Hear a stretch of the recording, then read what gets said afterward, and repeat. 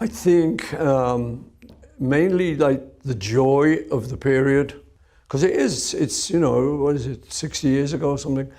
Yeah, I think if people see the wonder of the period and the kind of innocence of it all. At 82 years old, Paul McCartney should be living the life most people imagine for their twilight years, resting, reflecting, enjoying the fruits of a groundbreaking career that changed music forever. But instead of slowing down, Paul greets each day with the energy and curiosity of a man just getting started. It's easy to forget that this is a person who has already lived several lifetimes' worth of experiences. He's been a Beatle, a solo icon, a father, a husband, a rock star, and a global activist. And yet, even now, as he approaches 83, there's something quietly astonishing about the way he begins each day, not with luxury or leisure, but with a strange, almost sacred daily ritual that fuels his creativity and keeps his spirit vibrant. Imagine this. Just before sunrise, while the world is still cloaked in silence, Paul laces up his boots, steps outside his countryside estate in Sussex, and disappears into the mist with his dog trotting alongside. He isn't seeking fitness. He's seeking clarity. He's walking not for his body, but for his imagination. On these quiet, dew-covered paths surrounded by the gentle hum of nature, Paul begins to hum soft melodies. Fragments of songs, whispers of ideas not yet formed. This isn't a performance. It's a private communion between a man and his music.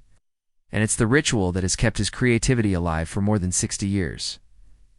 What makes Paul McCartney's daily habits so remarkable isn't just that. He continues to write and perform it so that he treats his creativity like a living organism, something that needs to be nurtured every single day. Most people think of inspiration as something that comes in unpredictable waves. But Paul approaches it like a farmer tends to a garden, consistently, patiently, and with deep respect for the process. After his morning walk, he returns to the farmhouse for a light breakfast, something simple and healthy. Almost always vegetarian, sometimes shared with his wife Nancy. Then, with the same dedication you'd expect from someone reporting to the office, Paul enters his music room. Here's the twist. He doesn't just sit at one instrument and noodle around until a song appears. Instead, he rotates between different instruments throughout the day: his beloved Hofner bass, dusty acoustic guitar, the same upright piano he's had since the Beatles days. To Paul, each instrument has its own voice, its own perspective, and by changing them out, he keeps his mind open, fluid, unconstrained. Refers to this approach as maintaining a beginner's mind. He doesn't assume he knows what a bass or a piano can do. He allows them to surprise him. He even keeps a recording device nearby at all times, not some high-tech studio setup, but something simple and always within reach, because he knows that when inspiration strikes, you don't argue with it. You capture it, no matter what. 1.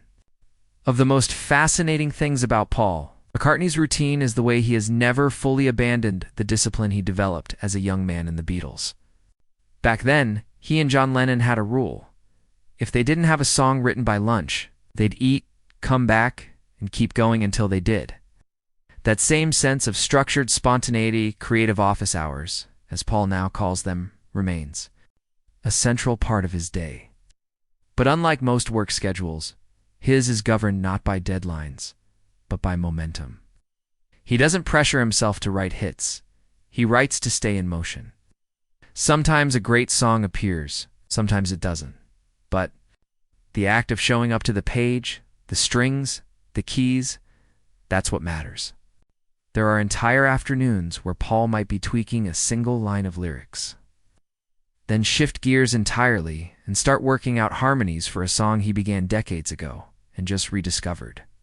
He keeps hundreds of half-written pieces in notebooks, and on hard drives, each one a little ember waiting to be reignited. There's no sense of rush. There's only the rhythm of creation. He understands something few artists ever truly embrace, that brilliance often arises not from sudden genius, but from constant movement. And in those quiet office hours, between cups of tea and scratches behind his dog's ears, Paul McCartney proves it again and again. Of course, maintaining this level of creativity, especially into your 80s, requires more than inspiration. It requires stamina. Paul's commitment to his health is just as intentional as his commitment to music. He practices yoga regularly, not in the flashy, Instagram way, but in the grounded, meditative manner of someone who understands the body as a partner in all things. He does light resistance training, stretches to keep limber, and adheres to a vegetarian lifestyle he's followed since the 1970s, long before it was trendy. His reasons go beyond personal health. It's deeply tied to his compassion for animals and the environment. If slaughterhouses had glass walls, he once said, everyone would be vegetarian. But beyond the physical routines, there's a mental practice just as vital. Meditation has been part of Paul's life since that fabled trip to India with the Beatles in 1968.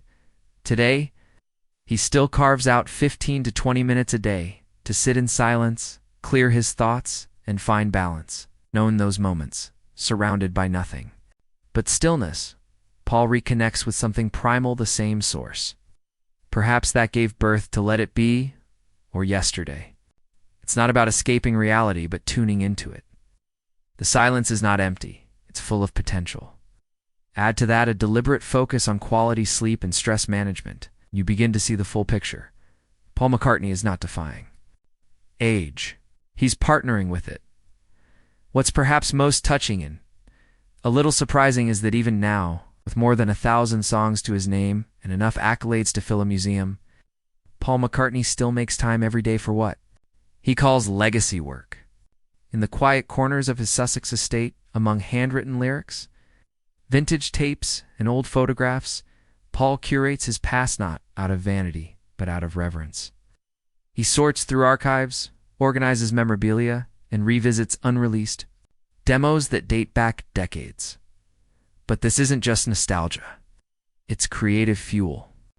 More than once, an unfinished melody from 1974 has become the foundation of a brand new song.